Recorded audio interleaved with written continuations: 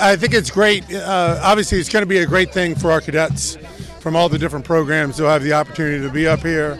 But today's a celebration not only of Carl Goldstein, but of the entire class of 1955, of Herb Lichtenberg, of Lou Gross, a whole group of people that have committed so strongly to our academy in multiple ways that today's a great reflection of who West Point is. The number one thought is I wish my father was here. There's no one who loved West Point more, and there's no one who would have loved this more than him. He did like to talk about himself and things, and there would have been 1,000 people here if he would have known about this. But having his name on something up here at West Point at a place that he loved, it's the most unbelievable honor that can ever be bestowed. I mean, he loves it here, and he loves it here, and this is just an unbelievable day. For some people, Disney World is their happiest place on earth. For my father, West Point was his happiest place on earth, and to have his name here forever it's amazing. I just wish he was here to see it. It meant so much to him. He would, rush to come here for everything. And not only the football, but all the other sports. He loved being here. That's to him that the cadets are the most important, and they're always so lovely and polite and thank us, and we always say, thank you. You're the ones putting your lives on the line for us. So, and that's one of the reasons that he liked doing things.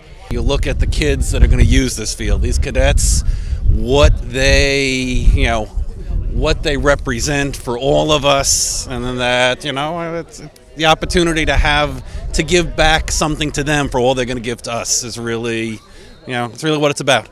Well, I grew up coming to football games. Actually, where this field is now is where we used to park. My father used to park when we first tailgated.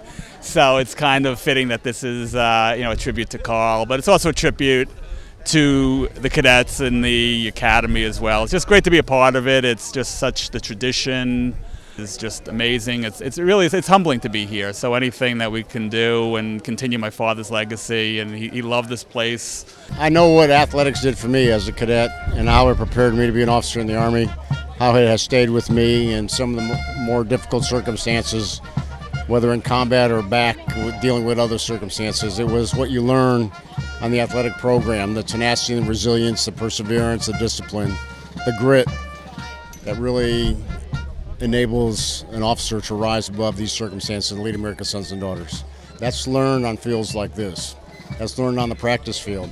To just have the space to be able to travel from one field to the other outside, we've really kind of been landlocked here with just the one practice field, the game field, and the indoor facility, which are all incredible facilities.